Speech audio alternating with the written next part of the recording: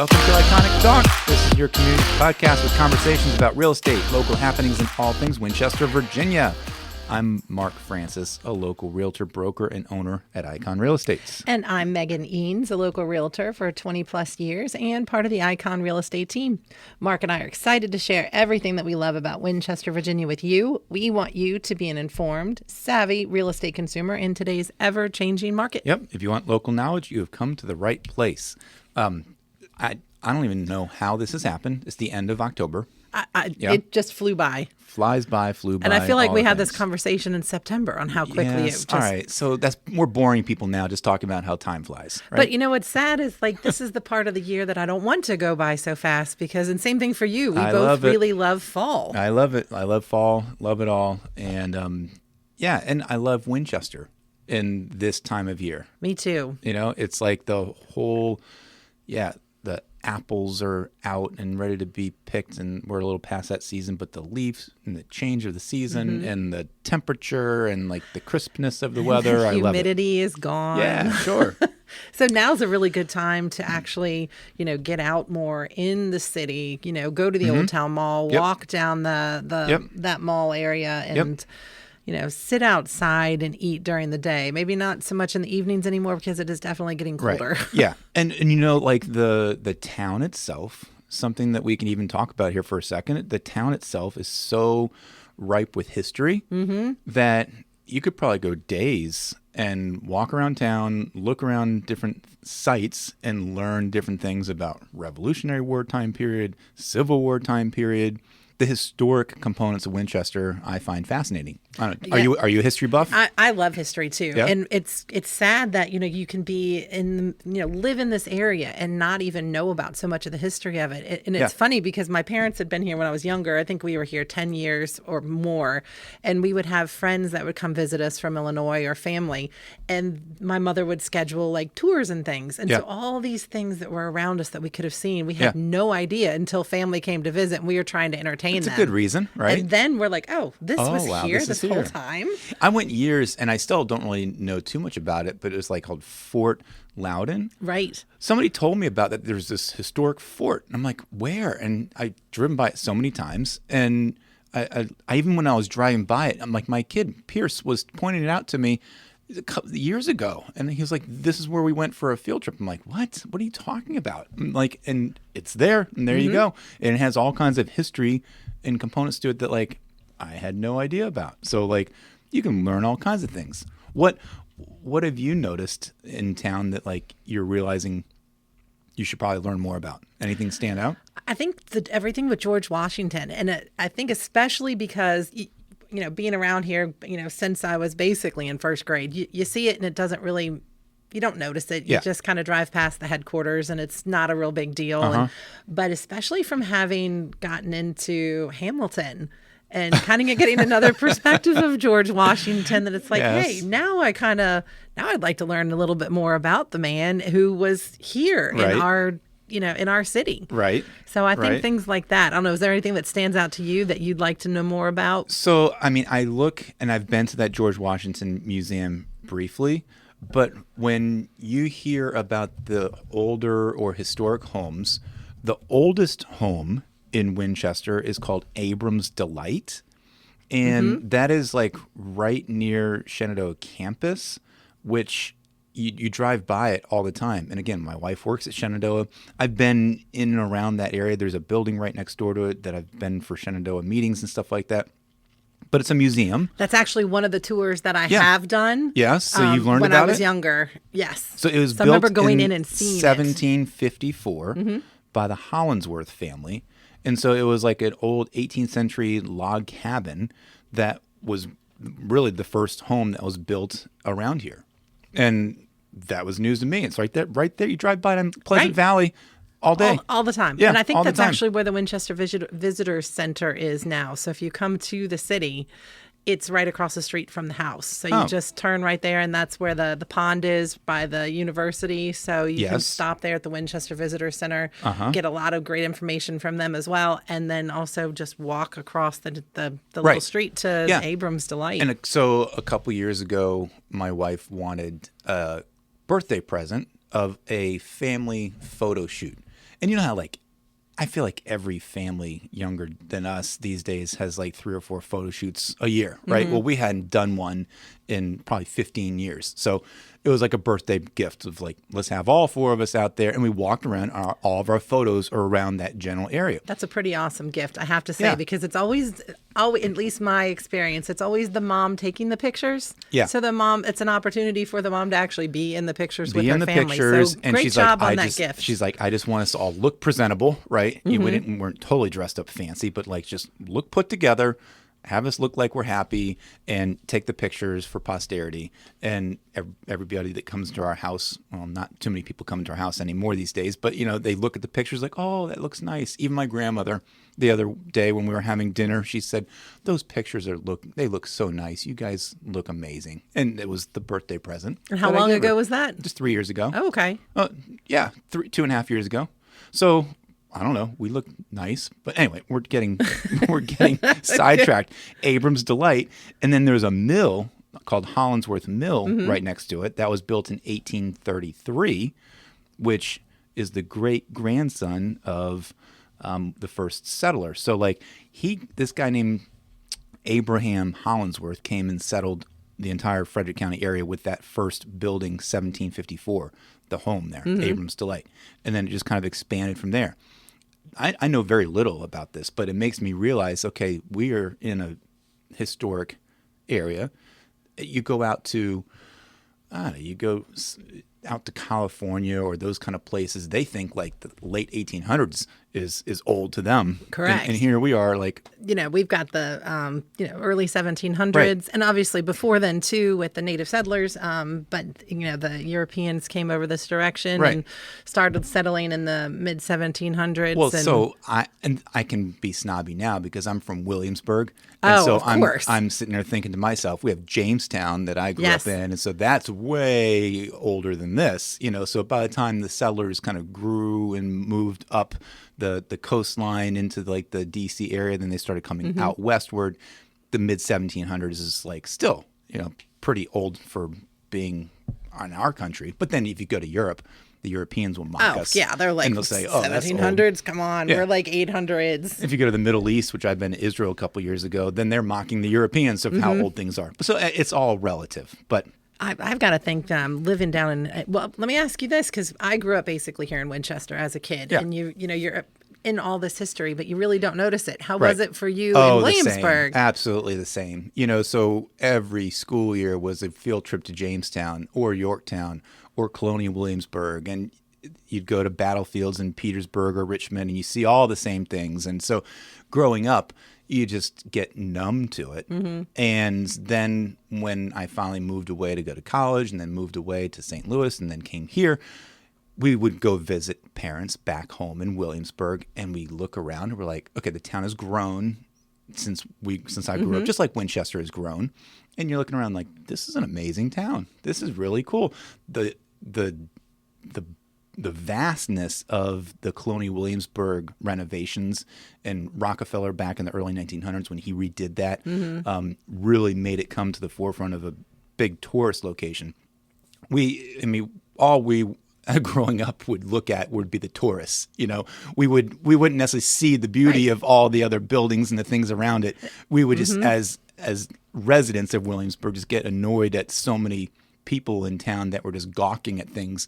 And I wasn't a driver at the time when I was a kid, but my parents would call them Tourons. Okay. The drivers of the area, because they're just driving with their head out the window, basically looking at things. Slowly not paying attention to the road. And it's like easy pickings to knock one off, but it's like you get points for those things. But no, sorry, bad joke.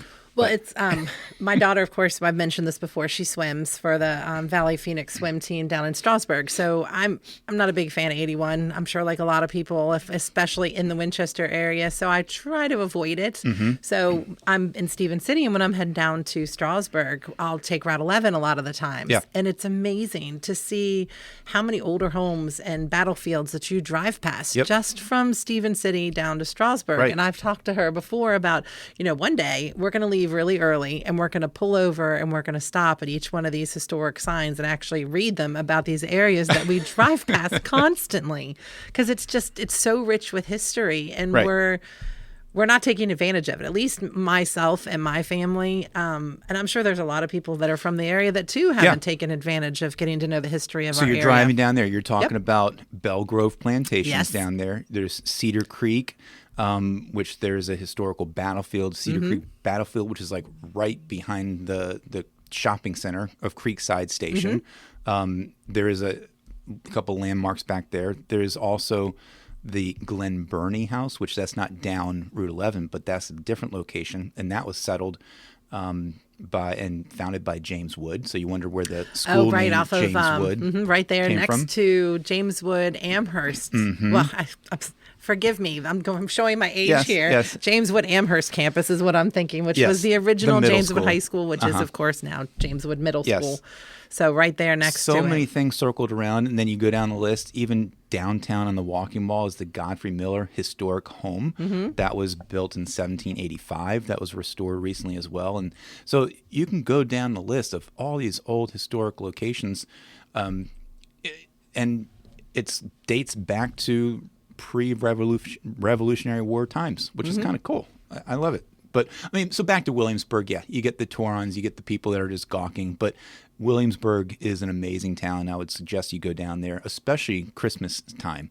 They decorate all of the different old buildings with huge wreaths that are filled with fruit and flowers and greenery, and they have what's called the Grand Illumination down there, kind of like how we have our own Christmas Day parade, or Christmas parade, not Christmas Day, kind of to inaugurate the season of Christmas. Williamsburg does the same thing. Fireworks, big deal. That's a cool thing if you've never done that, to go check that out. I've been down there. I remember going down, I think for spring break. It must have been like 1992 or something like that. So I was still in high school, and I loved every minute of it, going into the different homes and eating at the taverns. Yep. And I mean, Williamsburg is a beautiful area Yep. too. So I feel like I almost need to, take a weekend and treat my town like I'm Yeah, a visitor. like a visitor. Like I'm a tourist. Be a Turon for a couple days. Yes. But on the city website, which is winchesterva.gov, there's all kinds of information on there that you can go to. But for our real estate purposes, we need to understand and recognize the historic district. Correct. And if you own a home in the historic district, there's certain rules and regulations and guidelines that impact your house. And there's a map even on the website that shows red lines that go all the way around each neighborhood of where the historic district is. And just, you should be aware of that. And I think it's important to know that the city takes care of those places and adds more emphasis on the structure, on the exterior appearance, to maintain the integrity of the history of those buildings, because downtown was founded soon after that Abrams Delight place. So some of these houses, some of these buildings are still from the 1700s in downtown Winchester. So the historic district is an important note to recognize. And if you're looking to buy a home in the historic district, ask your realtor about what that means. You can go to the website for that as well. Have you ever helped buy a historic or sell a historic home here? I don't think so. I've had people look at them, but I seem to do more in Frederick County than I have in the city of Winchester, especially with older homes. But I have dealt with the historic district and the committee before with the business that I had on Piccadilly Yes. Street, because Yeah. we wanted to make some Right. changes to the outside. Sure. And there's a lot you There's a have lot. to go through. But they want you to keep the, basically keep the integrity of the building so that you're not going to turn it into something new, because they do want you to keep the history to it. Yeah. And you can go to the website for all those details as well, but they care about the site design. They care about the exterior appearance, especially for commercial buildings. There's certain limitations that you can do for that. And they just want it to look and preserve the look and appearance, like I said, integrity of the building. So be aware of that. It's funny. I read a newspaper article in the Winchester Star a few years ago where I had a friend who was renting a house downtown, and it was actually on the parade route in the historic district. And she ended up moving, and the owner sold it. I wasn't part of the transaction, but the person who bought it wanted to renovate it and basically almost flip it. For whatever reason, the person was not aware of the historic district. And there was like a newspaper story that was written about this person who was almost complaining to the fact of like not knowing all the different hoops he had to jump through and all the added expenses Oh, I'm that sure. he had to incur. And when I saw that article, I knew exactly what house it was because I've been there many times. And he was talking about the window replacements and talking about the gutters and talking about things that he wanted to take care of. Is that near Handley? A little further down the road? Okay, because I'm thinking of a house that I know that they almost basically redid entirely. No, this is a smaller house. It wasn't Okay. huge, but it was just funny how it turned into a newspaper story about how be aware of the historic district because X, Y, and Z can happen to you. And just understand that like they just want to keep the integrity of the house. So you can't, for example, if you have real wood windows, you've got to replace them with real Well, that's wood why windows. you want an experienced and knowledgeable agent representing you. Like I said, to I make was sure not a you're part of aware that of transaction. Yeah. Make sure you're aware of these things before you either purchase the property or at least so that you can plan for it after you buy it. Right. So different guidelines like that. I don't know them all by memory, but just Right. I know that they're there and I know where to go get the information. That's the most important thing. I always find, even as a realtor, is we don't have to know everything, but as long as you can know where to go to find the information or know who to ask to find it, that is just as valuable as having the information yourself. Isn't that like most every profession? I agree. I don't sure. think a lot of people, maybe some people don't know that. And I mean, they don't know that for themselves. Like, anyways, I think it's just important if you don't know it, know where you need to look. Yeah. Well, speaking of old and historic homes, I remember, and this is an episode that we interviewed. Actually, I just did the interview with McCarthy and Akers, who are good. They're just a partner of ours and lawyers in town, and they own a very old historic Oh, yes, they do. home as well that dates back to pre-Civil War times. And they, in that interview, I think I even asked them about the building, and Doug McCarthy he loved to elaborate about the building. And I remember hearing him say that how it was like a Civil War, like pseudo hospital, because it was so large they needed to shelter people and bring them in and treat them. And I asked him if it was haunted, and he said, "Oh, there's plenty of stories about that because." It's just, you have to go back and listen to the episode and hear him elaborate on that because of just, people are in war and things are happening. And you can just imagine the horrific stuff that goes on in the battlefield that then they would bring them in to try to treat them. And people would be dying. And so people getting buried in the bottom of the house in the basement and carted off and who knows what would go on. So we're approaching Halloween. Right? Oh, goodness. So I am thinking of all of the other old historic homes that people might claim to be haunted. I don't believe in that. I mean, I believe in an afterlife and I believe in spirits, but I don't believe in haunting of buildings. I don't know. You can have your own opinions on that It's too. funny with me and my children will attest to this. I don't talk about it. We just don't talk about it. So it may not be there, but they're not allowed to talk about it in front of me. But as I've gotten older, I've gotten a little bit more fascinated by it, and I've always had the same thought. Older homes, like the majority of them here in Winchester, that were built 1800s, most of them were used as hospitals during the Civil War because there was so much of the battle happened here in our area. So if there was a home that was, a large enough home, it probably had been a hospital, which means there was death in it, and which means it may potentially be haunted. I don't want to know, but I don't really feel like I want to spend the night in those houses. No. Well, out. even the building we're in right now, the Kurtz building, has had similar stories given to that. And I think we shared this on previous episodes a year or two ago, where basically it was originally a furniture warehouse, and part of things that you make as a furniture manufacturer are coffins. And so that was also part of the things that would come and go in the back of our old warehouse building here, the Kurtz building that was built in the early 1800s. And so, believe it or not, I mean, there are tours. So here's a nice little segue. I mean, something to do here this coming weekend, right around the corner. Halloween is around the corner, right? Yes, it is. It's not neither of our favorite I wouldn't call it a holiday, but day of the year. Correct. Event, time Events, period, whatever. time period, It's not my thing, right? not mine either. I don't need to get dressed up. Sorry for those of you guys that love that. I don't need to go to parties, in costumes. I don't.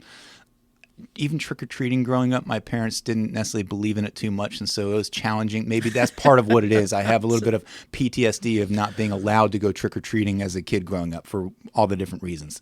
So, yes, it's not my thing, right? I'm the one I love passing out the candy. Okay. That's my thing. My husband takes my daughter trick-or-treating, and I get out of it, and it's not my thing, but I enjoy being a part of it, but I will. It's fine. I like to see all the kids have fun and get dressed up, but just something The about planning it. of it and the preparation. It's my husband. That is all him, and I love that for my children because they get that, but it is not me. It's somewhat of a darker kind of day, right? I mean, this whole idea of trick or treat too. I'm just like, come on, really? Nobody's going to be doing tricks anymore. Well, and maybe right? that just comes into kind of I don't know, it's not really a fear of ghosts and haunting, but just my avoidance Right. of situations. Sure. Out of sight, out of mind, right? Exactly, Hopefully yes. don't mess with any of that stuff. But so here is the segue of our events and activities that we can talk about for this coming weekend or weeks to come. So there are 2 specific days that the city is putting on haunted history ghost tours. No, thank you. No, you don't want to do that? I would love to hear about other people's experiences with it. Yeah. But being in it, It's just a 1-hour tour, and so they're putting them on Saturday, this coming Saturday the 29th, or also on Halloween the 31st. They're charging $10, and they're limiting it to 15 people per tour. I have no idea if it's sold out or not yet, but you can call the city and place your ticket for a tour. And they said to call, 540-542-1326. So... Well, it's interesting because, of course, as I've talked about, I was just in San Antonio, Texas, for my son's graduation from basic training, and they actually have buses that are they're like hop on, hop off buses like you'd see in major cities, and they're ghost tours. Oh. So it just takes you around the cities and shows you all the different places and the different, sightings and hauntings and stuff, which I have so many friends and family members that absolutely love that sort of thing. Yeah. So it's kind of interesting. Maybe Winchester could probably get into that and actually have like a little mini hop on, off bus for ghost tours. You could. So at least this way you've got the guided tour where you're walking. Can they serve you drinks while you're doing that too? Hey, why not? That's probably the only way I would do it. Now, there are other ghost tours in town that you can research, but that was just one that the city was putting on. I felt like was interesting.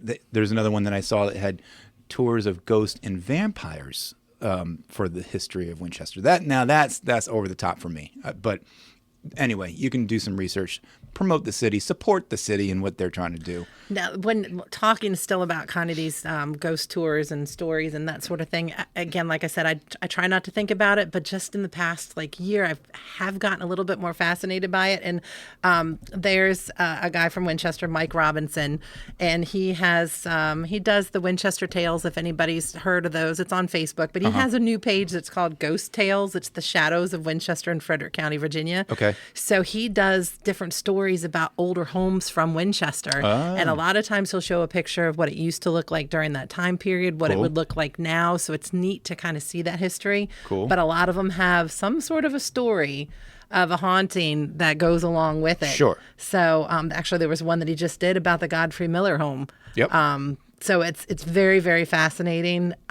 So it's interesting. I'm liking to actually read about it, but I don't think I'm ready to go actually step into the houses that I know have had hauntings. No, I'm not down with that. I'm either. a baby. I'll admit it. Yeah, and for me, it's just it doesn't fascinate me, doesn't interest me. But for all the rest of you, have a great Halloween. We're excited for you and doing your trick or treating. It definitely is a big thing. I love it when my kids went out and we would tour the neighborhood. Just enjoy time with your friends and your neighbors, and just hang out, have fun. So, do you have any plans for the weekend or for Halloween? No, nothing really. I mean, actually, we have back to cross country regional race coming up. Oh, that's right. That's coming up. But as my son said, he got invited to go to a party at his girlfriend's house, and I said, "Okay, are parents there?" And I said, who else is invited? And I said, what are you dressed up as? Well, whatever the girlfriend tells me to. So I'm like, okay, well, there you go. He's being trained right. He's a good man already. You've done well. So I think, or Erica has. Yeah, I think we'll probably just sit back, kick back, and maybe hand out some candy. That's about it. We're actually camping, which we haven't done a lot of. I know it sounds like I keep saying that I've been camping, but we'll be going to the campground that we were at last year, and all the kids dress up, and you trick or treat from campsite to campsite, and it's a ton of fun. The coolest thing that they do for the kids is when we get there on Friday night, Mariah, the owner, this is Lazy Egg Campground in West Virginia, she gives the kids a light stick and a pumpkin seed. And then she's got this whole little area of just hay, and you go over and you plant your little pumpkin seed with your little light stick. And then the next morning when you wake up, where your pumpkin seed was is a pumpkin. Oh. So then Fun. the kids get to carve it. So, I mean, it's a really good time. Now, for those people that may not be interested in the Halloween things, there are some local events that are coming up here. Yep. What do you got? I've got the Ginkgo Fest 2022.